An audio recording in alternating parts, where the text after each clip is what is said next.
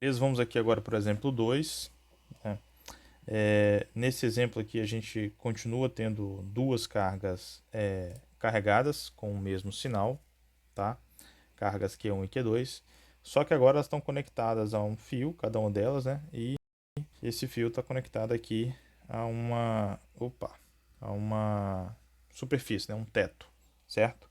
Como elas têm carregam o mesmo sinal, uma vai produzir uma força de repulsão sobre a outra, e isso vai fazer com que elas formem esse pêndulo que tem um ângulo θ, tá? Então, esse é o nosso problema. Então, quais são os dados do nosso problema?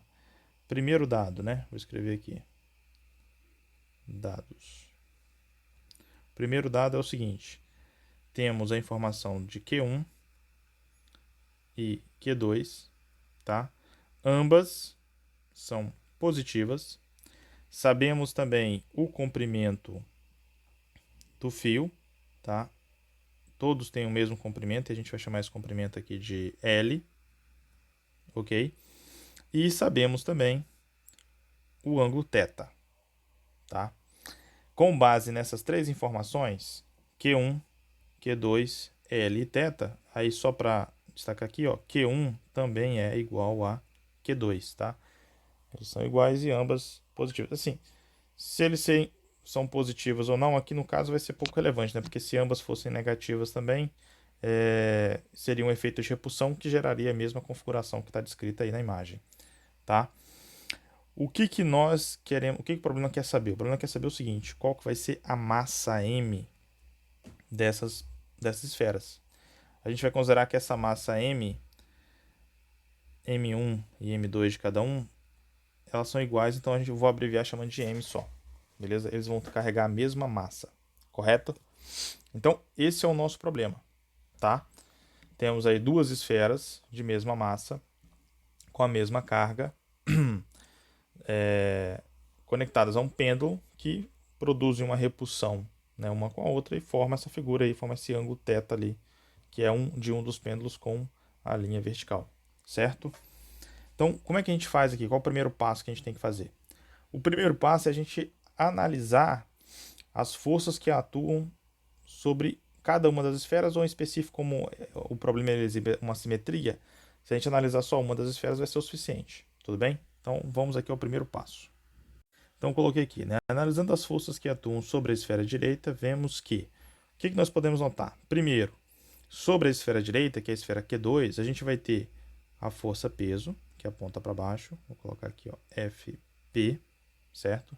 A gente vai ter, como resultado dessa interação aí entre essas duas cargas, uma força elétrica de repulsão, cujo valor vai ser dado pela lei de Coulomb, que nós já conhecemos. E também temos aqui, associado ao fio aqui do pêndulo, né, na qual a carga está conectada, uma tração. Temos uma força tração aqui, tudo bem? Para tentar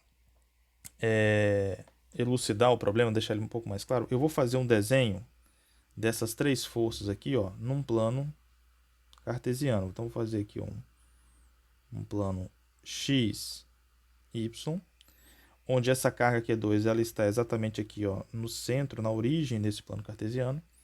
E sobre ele a gente vai ter as seguintes forças, né? Só vou repetir aqui para tentar deixar um pouco mais claro. Então, aqui, ó, força peso, força elétrica, e aqui a gente vai ter uma tração, tá? Se a gente for explorar aqui a imagem e usar o que a gente aprendeu, né, de geometria, né, geometria do ensino fundamental, teorema de Tales, eu sei o seguinte, ó, essa linha paralela com essa linha paralela aqui, ó, cortado por essa linha transversal aqui, eu posso afirmar pelo teorema de Tales que este ângulo aqui é igual a este ângulo aqui, que é o ângulo θ. Então, eu já sei, tá? Eu já sei que essa tração faz um ângulo θ aqui com o eixo y. Tudo bem? Ok. Aí, vamos lá. Esse sistema ele está em equilíbrio, certo? Se ele está em equilíbrio, isso significa, então, que ele obedece à condição de equilíbrio. Qual é a condição de equilíbrio? Somatório das forças igual a zero, certo? Então, nesse sentido, eu posso falar o seguinte, ó. Então, como o sistema está em equilíbrio, concluímos que... Então, vamos lá. O sistema estando em equilíbrio significa, então, que a soma de todas as forças que atuam sobre, no caso particular aqui, a partícula da direita, ela deve ser zero. Tudo bem? Então, isso significa que a soma da tração vetorial mais a força elétrica vetorial mais a força-peso vetorial, isso tem que ser zero vetorialmente. Tudo bem? Aí tem um caminho que a gente pode seguir aqui para poder resolver. Eu posso decompor essa força-tração numa componente J, né, vetor unitário, aponta na direção, ao longo da direção y positiva, e numa componente I, no caso aqui ele apontar para a direção negativa do eixo x, né? Fazendo alusão aí a os vetores unitários que vocês aprenderam na física 1. Tudo bem? E aí fazer uma análise por eixo, né? As forças que atuam no eixo y, as forças que atuam no eixo x. Então esse é um caminho, certo? Eu vou optar aqui por um outro caminho, tá? Quando a soma das forças ela for igual a zero, isso significa, do ponto de vista geométrico, que esses três vetores eles se conectam, né, e fecham um polígono. Né? Um polígono é o termo geral para indicar um triângulo, um quadrado, um pentágono, qualquer outra coisa, ou qualquer derivado disso. Né? Não precisa ser regular, pode ser irregular também. Então, o fato dessa soma de força aí dar zero, do ponto de vista geométrico, significa que eu posso combinar esses três vetores de uma maneira que eles fechem uma figura. Né? Então, o que eu quero dizer? Isso significa o seguinte. Essa força-peso, que aponta para baixo, né? Ela vai se conectar com essa força elétrica, que aponta horizontalmente, que por sua vez vai se conectar com essa força tração. Percebe que o início de um está amarrado com o final do outro, né? Ou o final de um está amarrado com o início do outro. Então, aqui, ó, força peso. Aqui, ó, força elétrica e aqui tração. Tudo bem? Tudo representado vetorialmente, né? Tá? Então, qual que é a utilidade disso? Geometricamente fica mais simples, né, para esse caso específico, a gente resolver esse problema, porque a gente vai sair de uma análise algébrica, né, de vetores unitários, análise por eixo, para uma análise geométrica, né, onde eu vou só ter que analisar o triângulo. E aí eu já sei, né, do sistema de coordenadas acima, que essa tração aqui, ó, faz um ângulo θ com a vertical. Esse ângulo θ aqui vai ser o mesmo ângulo θ que está aqui. Então, em resumo, meu problema vai ser este triângulo aqui, ó. Este triângulo aqui, com um ângulo aqui de 90 graus e aqui um ângulo θ, onde aqui é a tração, aqui é a força-peso e aqui é a força elétrica. Perceba que eu não estou colocando a setinha em cima da tração força-peso, força elétrica, agora eu estou trabalhando com elas em módulo, né? Estou saindo da configuração de vetores para uma configuração geométrica de um triângulo. Tudo bem? Então é isso que eu vou trabalhar. Aí, vamos lá. Talvez você ainda não percebeu a vantagem dessa análise, né? Então, vamos lá. Eu quero saber a força-peso, certo? Eu tenho um ângulo. O que eu tenho de informação aqui, né? Em tese, eu tenho essa força elétrica, porque eu sei a carga, ainda não sei as distâncias, né? A gente vai ter que fazer essa análise. E eu quero saber a força-peso e não tenho a informação da tração. Então, no primeiro momento, o que eu posso usar aqui? Eu posso aplicar a definição de tangente, né? Tangente de θ, vou colocar aqui.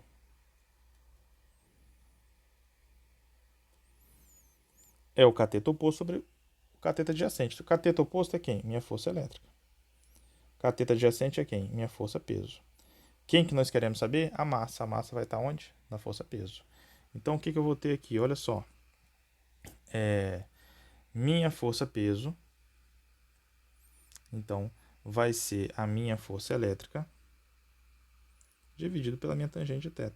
Opa, deixa eu escrever aqui. Tangente de θ. Aí, vamos começar a abrir agora essa expressão, tá? Então, eu vou colocar aqui. Quem é minha força-peso? Minha força-peso é a massa vezes a gravidade. Tá? Quem é minha força elétrica? Minha força elétrica é 1 sobre 4π epsilon 0. Produto entre as cargas. As cargas aqui, ó, elas vão ser iguais, né? Então, eu posso chamar ambas de Q, certo? Tem o mesmo valor, então aqui ficaria um Q ao quadrado, certo? Dividido pela distância D entre elas, que é essa distância aqui, ó. A distância aqui, que nós ainda não sabemos. Então, esse D aqui, ó, ele ainda é uma incógnita. Nós não sabemos essa informação, tá? Nós vamos ter que buscar essa informação. Isso vezes 1 sobre tangente de θ. Ok? Aí vamos lá. Então, o que nós temos de informação? O que falta completar aqui para a gente resolver esse problema, né? Lembra que o nosso objetivo é achar a massa. Nosso objetivo aqui é achar a massa. Então, o que nós temos? A gravidade. Né? A gravidade é um valor constante, apesar de não estar descrita no enunciado, é uma informação que ela é conhecida. Então, nós temos essa informação. 1 sobre 4πy0 é uma constante. Então, isso aqui também é uma informação conhecida. Q é um valor dado. Também está lá em cima no problema. Ó. Q está aqui. É um valor dado, certo? E θ nós sabemos o valor de θ. Tá? Θ é dado no problema também. Tá aqui, ó.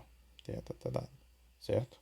O dado que a gente ainda não usou é o L, é o comprimento do fio. E o dado que nós não temos é esse Dzinho aqui, ó.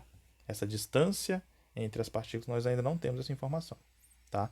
Então, a gente vai ter que procurar. Como a gente consegue encontrar ela? Se a gente volta aqui originalmente na figura, e agora eu vou analisar esse triângulo aqui, ó. Eu vou analisar esse triângulo aqui. Então, ó, esse triângulo daqui, deixa eu pegar uma outra cor, então, aqui, pegar um verde. Pegar esse triângulo daqui, aqui e aqui. Se eu pego esse triângulo, eu vou ter que minha hipotenusa vale L, né? E eu sei o valor do θ, e eu quero saber esse D. Esse D, que a gente quer saber aqui, ó, ele é justamente o dobro dessa distância aqui que eu vou chamar de x, né? Que é o cateto oposto ao ângulo θ que está ali. Concorda? Então, eu poderia usar a seguinte relação trigonométrica. Seno de θ é D sobre 2, que é o cateto oposto, dividido pela hipotenusa, que é L. De acordo? Ó, essa distância x aqui vai ser justamente metade de D. Então, aqui eu já posso adiantar, ó, e colocar que esse cara aqui seria um D sobre 2. Então, de novo, aplicando a seguinte relação trigonométrica. Definição de seno, né? Seno de θ é o cateto oposto, D sobre 2, dividido pela hipotenusa, que é L. Então, vou usar essa informação aqui, ó. Né? Vou escrever aqui no cantinho, ó. Seno de θ é um D sobre 2 que divide L, certo?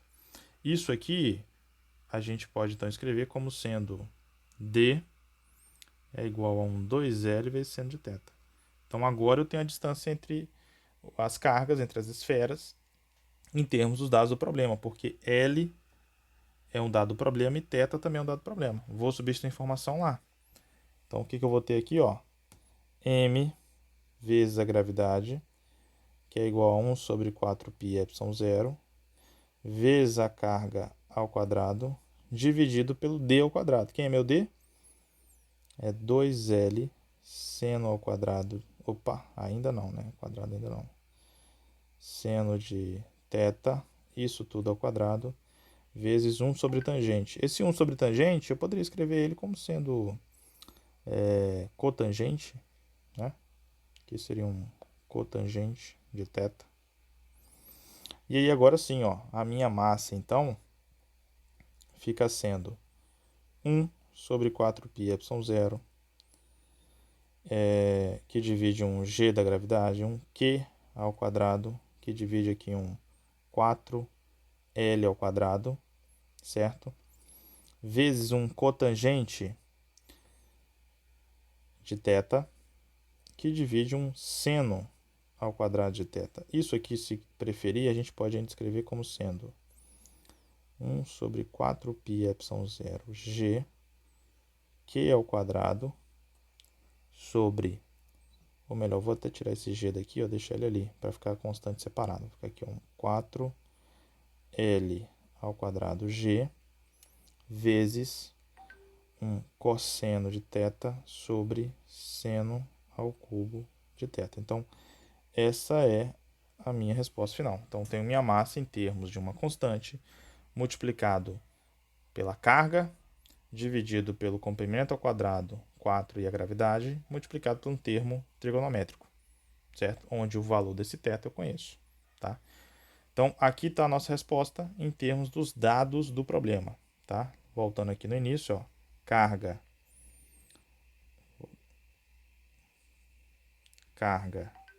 é um dado do problema, L é um dado do problema, θ é um dado do problema, e a gravidade, apesar de estar escrita aqui, também é um dado do problema, porque a gravidade é uma constante, certo? Então, conseguimos aqui responder o nosso segundo exemplo, certo? De maneira literal. Qualquer dúvida, entre em contato.